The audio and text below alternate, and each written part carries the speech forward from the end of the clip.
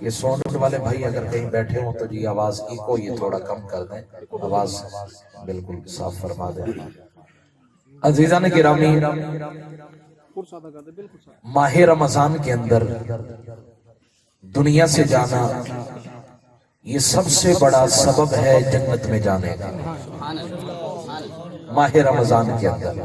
اور دعا کیا کریں اللہ سے، یا اللہ جب بھی موت دینا، جمعہ کو دینا، جمعہ کی رات کو دینا، لیلۃ القدر کو دینا، یا پھر ماہ رمضان میں دینا، کیونکہ یہ وہ اوقات ہیں جن میں وفات ہو جائے تو بندہ جنت میں چلا گیا۔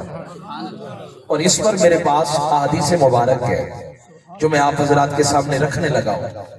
میرے آقا انعامدار صلی اللہ تعالی علیہ وآلہ وسلم فرماتے ہیں، من وافق موتہ عند انقضاء رمضان دخل الجنہ۔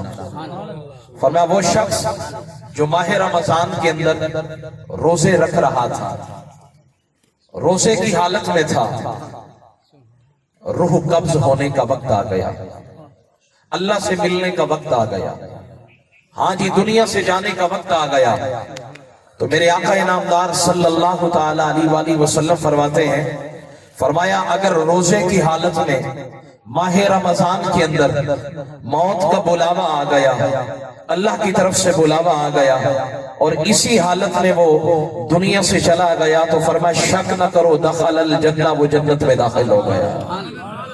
اللہ کی رحمت بہانے ڈھونڈتی ہے، ایسا معاملہ ہو جائے کہ میں بندے کو جنت میں داخل کر دوں۔ ہم اللہ سے بھاگ رہے ہیں، اللہ سے دور ہونے کی کوشش کر رہے ہیں، بغاوت کر رہے ہیں، مساجد خالی ہیں، نمازی نظر نہیں آتے، اوپر سے مشکلات کا شکار ہے، فقر ہے، غربت ہے، تنگدستی ہے، پریشانیاں ہیں، لوگ بھوک سے بلک رہے ہیں۔ کتنے لوگ ہیں جو خیرات مانگتے ہوئے نظر آ رہے ہیں، کتنے ایسے گھر ہیں جن گھروں کے اندر شام کو کھانا نہیں پکتا ہے، ہانڈی خالی ہوتی ہے، چولہا نہیں جلتا ہے۔ اتنی مشکلات کے باوجود میرا رب بلا رہا ہے فَفِرُّوا إِلَى اللَّهِ، دوڑ کے آؤ اللہ کی طرف، إِنِّي لَكُمْ مِنْهُ نَذِيرٌ مُبِينٌ، میں تمہیں اللہ کے واضح عذاب سے ڈراتا ہوں۔ لیکن ہم بازاروں کی طرف جاتے ہیں، اللہ کی طرف نہیں آتے، ہم سینما گھروں کی طرف جاتے ہیں، اللہ کی طرف نہیں آتے، کاروبار کی طرف جاتے ہیں، اللہ کی طرف نہیں آتے، لیکن اللہ کی رحمت بہانے ڈھونڈ رہی ہے۔ من وافق موتہ عند انقضاء رمضان، روزہ رکھا ہے تو پھر یہ اللہ کی بارگاہ میں دعا کرو، یا اللہ اگر موت آنی ہی ہے تو پھر رمضان کے بعد موت نہ آئے، رمضان میں ہی دے دے، تاکہ میرے گناہوں کی پرستش نہ ہو، میرے گناہوں کی پوچھ پوچھ نہ ہو، میں ادھر روزہ رکھ کے آنکھ بند کروں، ادھر سے مدینے والے بلائے بھی صحیح، جنت کا داخلہ عطا فرمائے بھی صحیح۔ آپ کے والد گرامی دنیا سے گئے تو مبارک ہو آپ کو، حاجی نور محمد، نام بھی بڑا سونا، نور محمد، سبحان اللہ، حضور کا نور۔ وہ افتخار الحسن زیدی رحمت اللہ علیہ گجرانوالے کے علاقے کے بہت بڑے خطیب گزرے، مولانا فیض الرسول نظامی رحمت اللہ علیہ توتلا والی مسجد، ان کے وصال پر گلخانی پر علماء آئے، بیان کر رہے ہیں، ہر ایک کہنے لگا اللہ آپ کو جنت میں جگہ دے، اللہ آپ کو جنت میں جگہ دے۔ جب افتخار الحسن زیدی صاحب آئے، آپ نے فرمایا میں رسول کے اس فیض کو فیض نہیں مانتا جو جنت میں نہ جائے، اور جو ہو محمد کا نور اور وہ جائے جہنم میں، یہ کیسے ہو سکتا ہے؟ جب نام ہی نور محمد تھا تو پھر یقین رکھیے وہ جنت میں چلے گئے۔ جب نام ہی کیا تھا؟ نور محمد۔ یہ ساؤنڈ والے بھائی تھوڑا ایکو، آواز بالکل جیسے سپیکر کی ہوتی ہے نا ویسے کر دیں، ہاں جی توجہ میری طرف رکھیں۔ تو من وافق موتہ عند انقضاء، روزے کی حالت میں اللہ بلا لے، اس سے سونی موت اور کیا ہو سکتی ہے؟ بھوک کی حالت ہے، پیاس کی حالت ہے، اللہ کی رضا کے لئے روزہ رکھا ہے، کوئی دیکھنے والا نہیں، کوئی آپ کو دیکھنے والا نہیں ہے، آپ خاموشی سے روزہ گزار رہے ہیں، اور اسی حالت میں سانس کی مالا ٹوٹ گئی، اسی حالت میں آنکھیں پتھرا گئی، روح قبض ہو گئی، فرشتے بھی جھجک جھجک کے روح قبض کر رہے ہیں۔ یا اللہ یہ بندہ تو روزے کی حالت میں ہے۔ میرے حضور فرماتے روزے دار جب روزہ رکھتا ہے تو فرمایا اس کے منہ سے جو مہک نکلتی ہے وہ اللہ کے ہاں مشک و عنبر سے بھی زیادہ سونی۔ اور پھر اگلا جملہ میرے آقا فرماتے من وافق موتہ عند انقضاء صدقہ، وہ بندہ جو صدقہ دے رہا تھا، وہ بندہ جو اللہ کی راہ میں خرچ کر رہا تھا، مسجد پہ لگا رہا تھا، بیوہ عورت کی مدد کر رہا تھا، یتیم کو راشن خرید کر کے دے رہا تھا کہ اسی وقت موت آ گئی۔ اچھا کام کر رہا تھا، روح قبض ہونے کا وقت آ گیا۔ فرمایا اس نے خیر کے اندر اپنی روح میری بارگاہ میں پیش کی ہے، دخل الجنہ، یہ بھی جنت میں گیا۔ اور تیسری حدیث پاک میرے آقا فرماتے ہیں من مات صائمن، روزہ رکھا کرو، نماز پڑھا کرو، ہر وقت اچھی حالت میں گزارا کرو، وضو کی حالت میں رہا کرو، موت آ بھی جائے، شراب پیتے ہوئے موت آئی وہ تو بدترین موت ہے، غلط کام کرتے ہوئے موت آئی وہ تو بدترین موت ہے، گناہ کرتے ہوئے موت آئی وہ تو بدترین موت ہے، ہاں جی لوگوں کی غیبت کرتے ہوئے موت آئی وہ تو بدترین حالت میں موت آئی۔ لیکن کتنا مزہ آئے، میرے حضور فرماتے من مات صائمن، میرے غلام نے روزہ رکھا، روزہ رکھا ہوا تھا، بلاوا آ گیا اللہ کی طرف سے، روزہ رکھا ہوا تھا، اللہ کی طرف سے حکم آیا میرے بندے کو لے کر آؤ، اور فرمایا جب روح قبض ہونے لگی نا، میرے حضور فرماتے ہیں اس نے روزہ رکھا۔ ہم اپنی زندگی میں کتنا ٹائم روزہ رکھ سکتے ہیں؟ 10 سال، 20 سال، 30 سال، 15 سال جوانی کے ایام گزارے، نکال دیں، بچپن کے اوقات نکال دیں، بیماری کے اوقات نکال دیں، غفلت کے اوقات نکال دیں، اپنی زندگی کے اندر ہم کتنے سال روزہ رکھ سکتے ہیں؟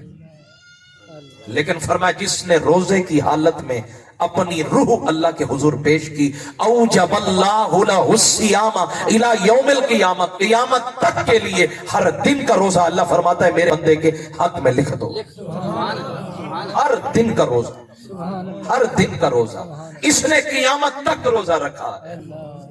تو پتہ یہ لگا کہ اچھی حالت میں موت آئے تو پھر جنت ملتی ہے، جمعہ کے دن موت آئے، جمعہ کی رات کو موت آئے، میرے آقا فرماتے ہیں اجیر من عذاب القبر، اسے قبر کے عذاب سے محفوظ کر دیا جاتا ہے۔ اور ہمارے کچھ ہوتے ہیں سمجھدار بندے، وہ کہتے ہیں جی گناہگار تھا، موت آ گئی جمعہ کو تو کیا ہوا؟ میں نے کہا تو زیادہ سمجھدار یا رسول اللہ زیادہ سمجھدار؟ حضور فرما رہے ہیں، حضور نے یہ نہیں فرمایا یہ گناہگار تھا، سیاہکار تھا، بد کردار تھا، بد اتوار تھا، جیسا بھی تھا، لیکن موت تو ایسے آئی، موت تو یوں آئی نا، تو فرمایا پھر ہم ضامن بن رہے ہیں، اور جب رسول اللہ ضمانت دے رہے ہیں آپ کو کیا پریشانی ہے؟ اور میں یہاں ایک جملہ ٹھہر کے عرض کرنا چاہتا ہوں، جہاں ہمارے علماء خطبہ، میں تمام علماء کی بات نہیں کر رہا لیکن ایک فکر دے کے جانا چاہتا ہوں، جہاں ہم منبروں پر ماں کی شان بیان کرتے ہیں، کیا باپ کا کوئی کردار نہیں آپ کی اور میری زندگی میں؟ کیا انہوں نے محنتیں نہیں کی ہیں؟ کیا انہوں نے مشقتیں نہیں اٹھائی؟ ماں تو صرف گھر کی دہلیز تک بیٹھی اندر، وہ آپ کو کھلا رہی ہے، پلا رہی ہے، نئے کپڑے پہنا رہی ہے، وہ آپ کی جو ہے نا وہ آپ کو خوشیاں دے رہی ہے، لیکن گھر سے باہر آپ کا بابا محنت کیسے کر کے آتا ہے، کیا کیا تکلیفیں اٹھا کے آتا ہے، آپ کو پالا پوسا باپ نے کہاں کہاں جا کر دھکے کھائی یہ آپ کو پتا ہے، آپ کے بابا نے کیا مشقتیں اٹھائی۔ ہاں جی میری والدہ کا جب انتقال ہوا تو میرے والد گرامی نے میرے والدہ کی قبر پر کتبے پر یہ شعر لکھوایا تھا، ابھی جام عمر بھرا نہ تھا کفے دست ساکی چھلک پڑا، ابھی جام عمر بھرا نہ تھا کفے دست ساکی چھلک پڑا، رہی دل کی دل میں حسرتیں کہ نشاں خزانے مٹا۔ انسان کی خواہشیں ہوتی ہیں، اچھا دل کے اندر آرزو ہوتی ہے، ابھی تو میں بابا کے ہاتھ سے کھا رہا ہوں، بابا کی جیب سے مجھے ملتا ہے خرچہ، لیکن اللہ مجھے مقام دے گا، پھر میں اپنے بابا کو پلکوں پہ بٹھاؤں گا، اپنے بابا کی خواہش پوری کروں گا، ان کی ہر آرزو کو پورا کروں گا، لیکن لگتا ہی بس سوچتا رہ جاتا ہے اور بابا کی آنکھیں بند ہو جاتی ہیں۔ میرے حضور فرماتے ہیں اپنے بابا کی قدر کرنا، یہ تمہارا بابا رات کو اوور ٹائم بھی لگاتا ہے، ہوٹل پہ کام بھی کرتا ہے، بٹھے پہ کام بھی کرتا ہے، کبھی اس کے ہاتھوں کو چوم کر دیکھا کرو، صرف ماں کی دعا سے جنت نہیں ملتی ہے، ماں بھی بڑی شان والی ہے، لیکن بابا نے گھر کی دہلیز سے باہر جب تجھے یونیورسٹی کے سمسٹر کی فیس چاہیے تھی، تیرے بابا کی جیب تو خالی تھی، اس نے کہاں سے یہ پیسے دیے؟ جب تو ڈی ایس پی اور ڈی پی او بن گیا اور تیرا بابا چادر اور چولے میں تجھ سے ملنے کے لیے آیا تو تیرے کولیگ بیٹھے تھے، انہوں نے پوچھا یہ پھٹے پرانے لباس والا یہ بابا کون ہے؟ تجھے وہاں حیا آ گئی، یہ تعارف کراتے ہوئے کہ یہ میرا بابا لگتا ہے، تو نے کہا یہ میرے علاقے کا ہے، وہاں بابا کے اندر جو ہے نا کلیجے ٹکڑے ٹکڑے ہو گیا۔ یہ وقت میں نے دیکھنا تھا، आज कितने माँ बाप हैं जो सड़कों के ऊपर जिंदगी गुजारने पर मजबूर हैं। आज कितनी माएं हैं जिनको घर से धक्के देकर निकाल दिया गया। ये यूरोप की तहजीब नहीं बयान कर रहा, ये मेरे मुल्क के पाकिस्तान के अंदर ओल्ड होम है, जहां बुजुर्गों को अपनी जिंदगी के आखिरी अय्याम गुजारने पर मजबूर किया जाता है। वो बूढ़े माँ बाप दरवाजे पे नजरें जमाए बैठे रहते हैं, जिंदगी गुजारते हैं। जब भी उनसे पूछा जाता है, ईद का दिन आता है, मुझे अपने बच्चों के कपड़े याद रहते हैं, मुझे अपने बच्चों के खिलौने याद रहते हैं, बीवी का जेवर याद रहता है, बीवी के सारे जेवरात, घर के कपड़े, सब कुछ याद रहता है। लेकिन वो बूढ़ा बाबा बूढ़ी माँ ओल्ड होम के अंदर गुजार रहे हैं वक्त। ईद के दिन भी मेरे पास वक्त नहीं था कि मैं चला जाता। यार वो तुझसे कुछ लेना नहीं चाहते, बस इतना चाहते हैं तू मुस्कुरा के उन्हें देखता रहे। वो मेरे वालिद गिरामी बाजार में गए, चिश्तियां के बाजार में, एक मेडिकल स्टोर के ऊपर, वहां एक बाबा जी खड़े थे, 2-3 बेटे भी मेडिकल स्टोर के अंदर बैठे थे। वो बाबा जी कहने लगा, हजरत साहब ये बताएं आपके बेटे का आपसे रवैया कैसा है। मेरे वालिद ने कहा, मैं तो उन्हें मारूं भी सही तो वो मेरे सामने आंख नहीं उठाता, वो रात को जब तक मुझे ना दबाए वो सोता नहीं है, मैं उसे कान भी पकड़वा दूं तो उसकी जुर्रत नहीं है। तो वो रोकर बाबा कहने लगा, जरा मुझे मेरे बेटों को भी समझा दे, मैं तो इनका नौकर बन के मेडिकल स्टोर पे काम कर रहा हूं, लेकिन ये जब मेरे सामने आते हैं इनके चेहरे पे 12 बज जाते हैं, कभी मुस्कुरा के नहीं देखा है। मैं इनसे कुछ नहीं चाहता, मेरी मुरब्बे जमीनें भी है, मेरा मेडिकल स्टोर का कारोबार भी है, सब कुछ है, मुझे कुछ नहीं चाहिए। मैं सारा दिन पांव पर खड़ा होकर मेडिकल स्टोर पे मैं इनको जो है ना मेडिसिन लोगों को देता हूं, सब कुछ करता हूं, सिर्फ बदले में इतना चाहता हूं ये जब मेरी तरफ देखे मुस्कुरा के देखे। हम आज माँ बाप को मुस्कुरा के भी नहीं देख सकते। माँ बाप मेरे बड़े भाई ने बहुत खिदमत की, माशाअल्लाह, तो जन्नत खरीदी है ना जी। माँ बाप की खिदमत करना, मेरे हुजूर फरमाते हैं, ये जो तुमने कमाया है, मेहनत की है, कारोबार बनाया है, ये तुम्हारा कमाल है, ये तुम्हारी मेहनत है। हुजूर फरमाते नहीं, कौनैन के वाली फरमा रहे नहीं, अल बरकतु मा अकाबिरिकुम, जो तुम्हारे रिस्क में बरकत है, जो तुम्हारे कारोबार में बरकत है, ये तुम्हारे वालिदैन की वजह से है। ये बाबा जो बैठा है ना चारपाई पर, तुम्हें समझ आ रही है ये काम ही नहीं करता, ये तो हाथ ही नहीं हरकत में लाता। और वल्लाह बिल्लाह सुन्नत अल्लाह, सच्ची बात कहता हूं, जब माँ बाप के जनाजे उठ जाते हैं ना तो फिर दीवारों को लिपट के रोने को मन जाता है। आज 20 साल का अरसा हो गया मेरी माँ के इंतकाल को, और जब भी कारोबार, जब प्रोग्राम से रात गए, जब वापस घर जाने का इत्तेफाक होता है तो दिल से एक ही सदा होती है, काश मेरी माँ जिंदा होती तो आज वो सोई हुई ना होती, वो दरवाजे पे खड़ी होती। तो मेरे आका के गुलामों, माँ बाप की कदर करें, माँ बाप का एहतराम करें। मेरे हुजूर के अलैहिस्सलातु वस्सलाम के गुलामों, इमाम मुंज़िरी ने अपनी किताब अत-तरगीब व तरहीब के अंदर लिखा, हाफिज ज़कीउद्दीन अब्दुल अज़ीम बिन अब्दुल कवी ने फरमाते हैं, हम बाद ताबिईन अन्नहु मर्रा अला हय्यन, फरमाया एक बुजुर्ग जो है वो एक कब्रिस्तान से गुजरे, और जब गुजरे तो फवजदा मकबरतन, वहां एक कब्रिस्तान पाया। मैं आखिर तक जितने बैठे हाथ बांध के अर्ज करूंगा, दिल के कानों के साथ सुनिएगा, असर करे ना करे, सुन तो ले मेरी फरियाद, नहीं है दाद का तालिब ये बंदा आजाद। आज जरूरत है उम्मत को इस दर्द से आशना करने की, आज जरूरत है कि हम अपने माँ बाप की कदर करें, माँ बाप का एहतराम करें। कल हमारी आंखें ढूंढेंगी, कल कब्रों पे जाएंगे, लेकिन माँ बाप की ये चमकते हुए चेहरे नजर नहीं आएंगे, फिर माँ बाप की मुस्कुराती हुई ये खूबसूरत सूरतें नजर नहीं आएंगी, फिर माँ बाप जो दुआ करते हैं, फिर हम एक एक से कहेंगे दुआ के लिए, लेकिन कोई हमें दुआ में याद रखेगा या नहीं रखेगा। लेकिन ये माँ बाप है जो दुआओं के अंदर हमें याद रखते हैं, हमारे लिए तड़पते हैं, आंसू बहाते हैं, हमें कहना पड़े या ना कहना पड़े, लेकिन ये हमारे लिए रात को तहज्जुद में भी दुआ करते हैं, फर्ज नमाज में भी दुआ करते हैं। तो मेरे आका के गुलामों, मेरी दर्दमंदाना अपील है, आओ माँ बाप की कदर करो, जिनकी माँ और जिनके बाप नहीं है उनकी कब्रों पे जाया करो, और जिनके वालिदैन जिंदा है आज मौका है इनकी कदर कर लो।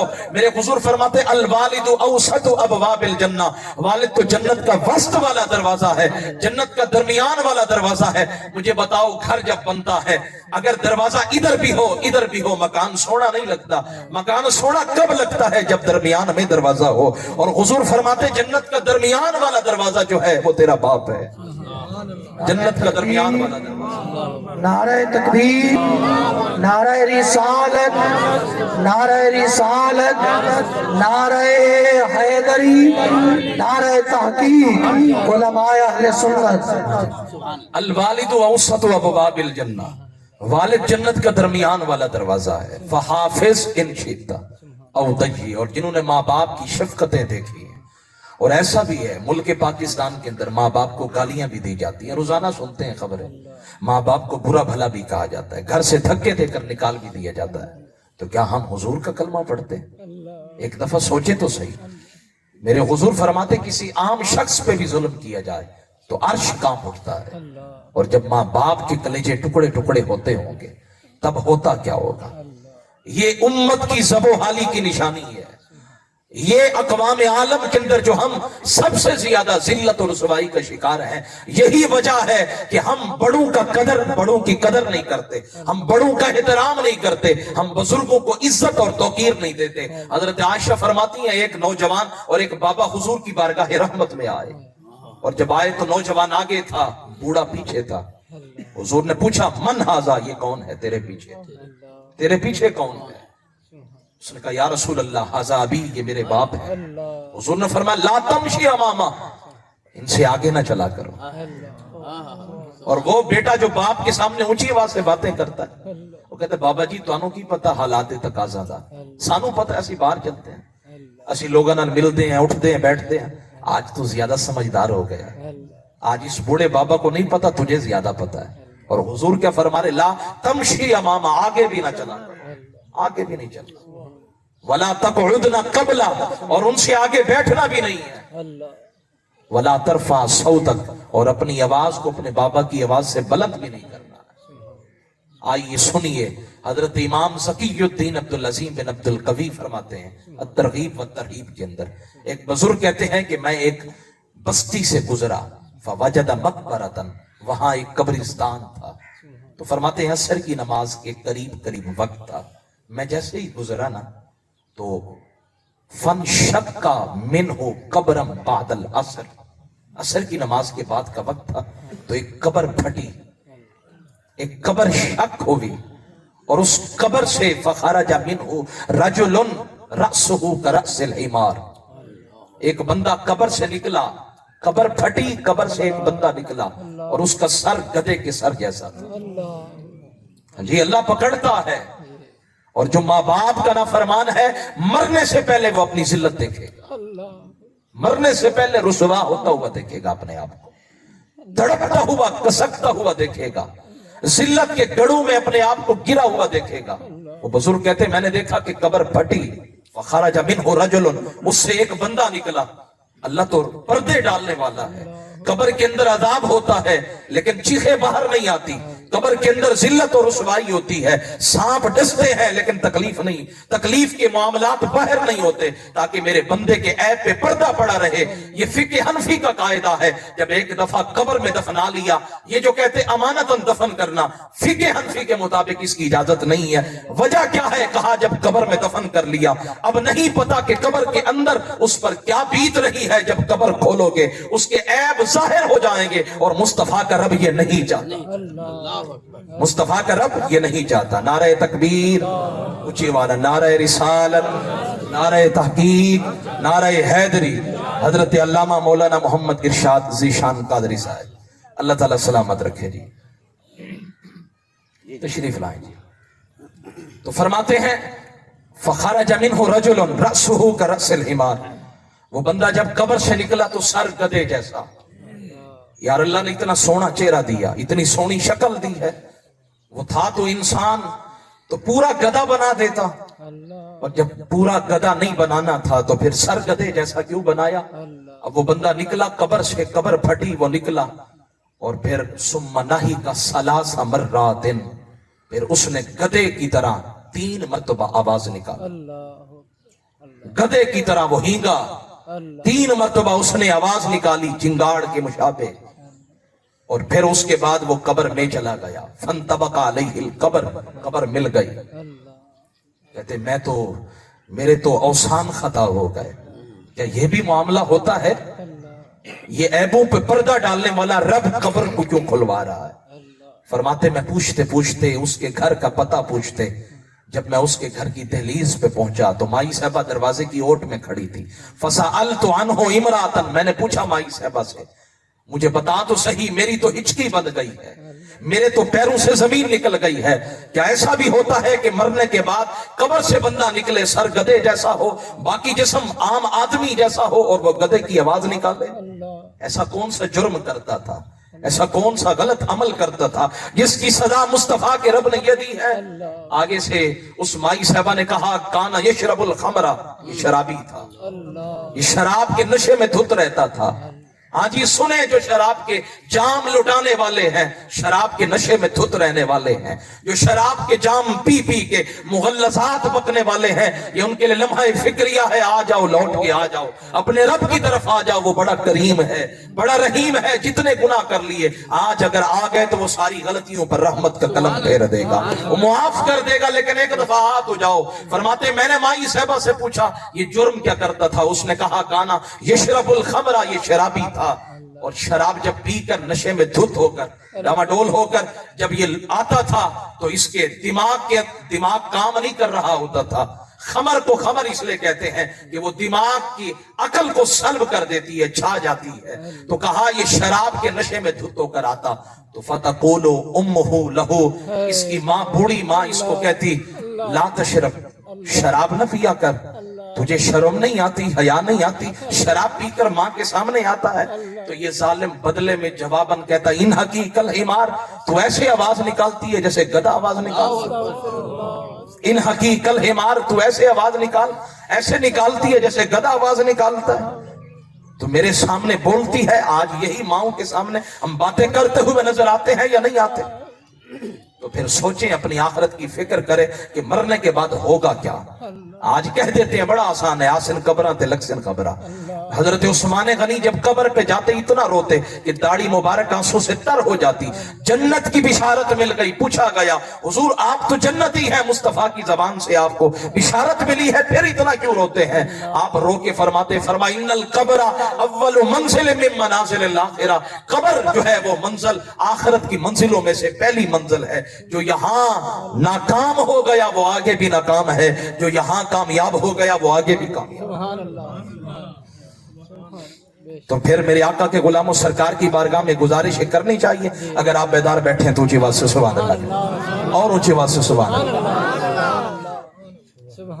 سرکار کی بارگاہ میں عرض کرتے ہیں گناہوں کی عادت چھڑا میرے مولا, مجھے نیک انسان بنا میرے مولا. سارے مل کے پڑھے گناہوں کی عادت چھڑا میرے مولا, مجھے نیک انسان بنا میرے مولا.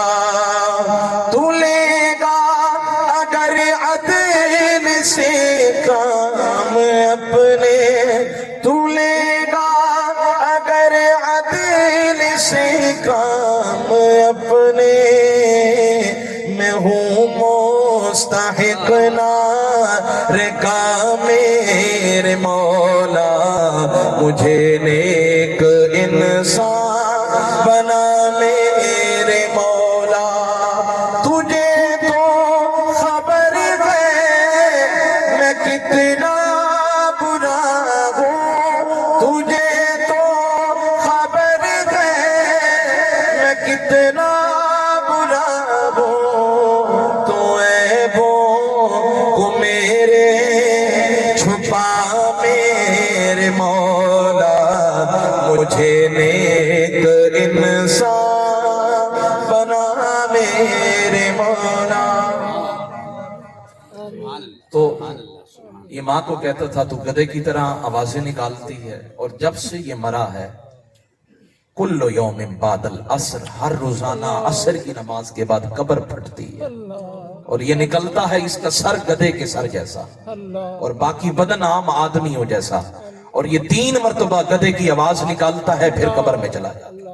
یہ اللہ نے یہ انتظام کیوں کیا؟ یہ ہمیں جھنجھوڑنے کے لیے, ہمیں خواب غفلت سے شعور اور آگہی عطا کرنے کے لیے. اگر تم ماؤں کے ساتھ یہ رویہ رکھو گے تو پھر یہ ہوگا. ان موسیٰ علیہ السلام سأل ربہ ان یریہ رفیقہ فی الجنہ. جناب موسیٰ کلیم اللہ نے دعا کے لیے ہاتھ اٹھائے, یا اللہ میرے دل کی آرزو ہے آخر تک تمام توجہ کے ساتھ سنیے گا. سبحان اللہ دعا مانگی یا اللہ میں چاہتا ہوں جو میرا جنت میں میرا ساتھی ہو اللہ میں اس سے ملاقات کرنا چاہتا ہوں. علامہ صفوری کہتے ہیں فرماتے جناب موسیٰ کلیم اللہ کو اللہ نے فرمایا اذهب الى بلد كذا تجد رجلا قصابا وهو رفيقك في الجنہ. جاؤ فلاں شہر میں وہاں ایک گوشت بنانے والا گوشت بنانے والا وہو رفیقک فی الجنہ وہ جنت میں تمہارا ساتھی ہوگا.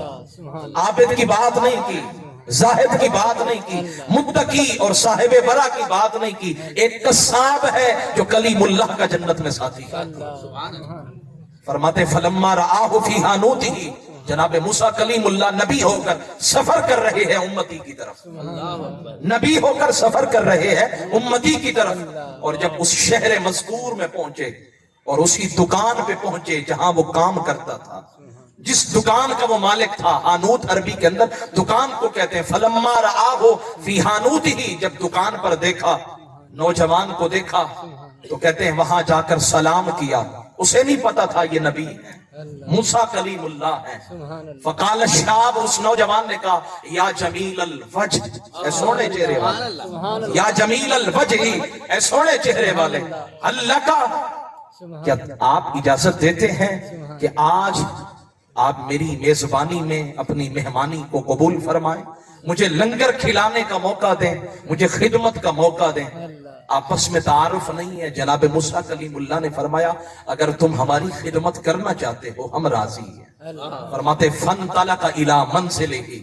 اب جناب موسیٰ کلیم اللہ بھی چلے شام کو, وہ نوجوان بھی چلا, اور جب گھر میں جا کر پہنچے تو فرماتے ہیں فوضع الطعام بین یدیہ, اس نے کھانا تیار کیا جناب موسیٰ کلیم اللہ کے سامنے رکھا, اور رکھ کر فرماتے ہیں اکل لقمتن وہ ایک لقمہ خود کھاتا. فوضع فی الزنبیل لقمتین ساتھ ہی ایک گٹھڑی تھی, اور اس گٹھڑی کے اندر وہ 2 لقمے بنا بنا کے اندر رکھتا جاتا, اندر ڈالتا جاتا. حضرت موسیٰ کلیم اللہ فرماتے ہیں میں حیران ہو گیا, ایک لقمہ خود کھاتا ہے, 2 لقمے زنبیل میں ڈالتا ہے, گٹھڑی میں ڈالتا ہے, یہ کیوں ایسا کر رہا ہے؟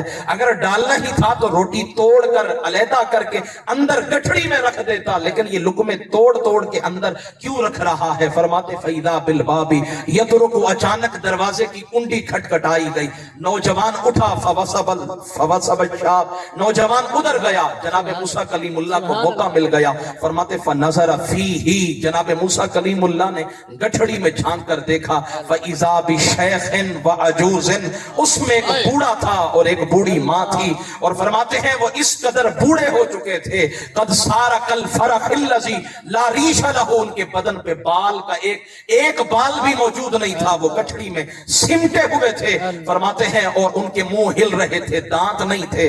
جناب موسیٰ کلیم اللہ نے جب یہ منظر دیکھا فرماتے میں سمجھ گیا یہ اس نوجوان کے بوڑھے والدین ہیں.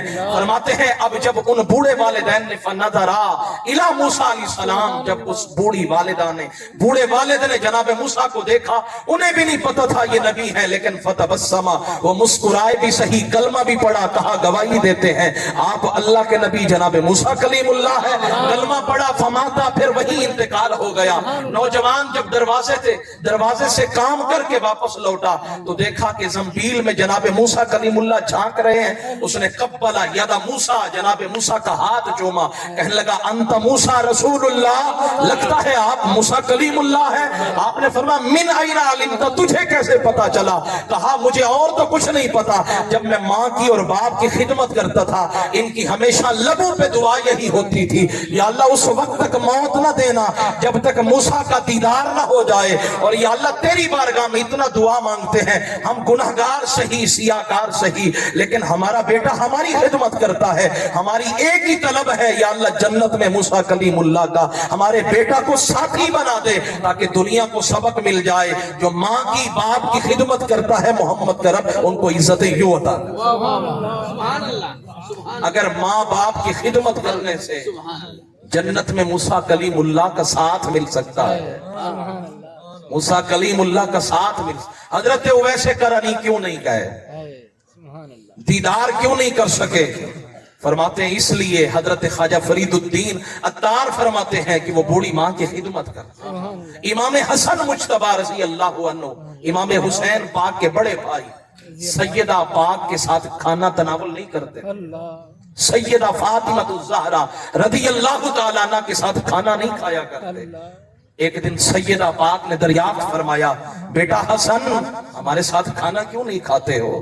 عرض کی اماں جان ڈر لگتا ہے. بیٹا کس چیز کا؟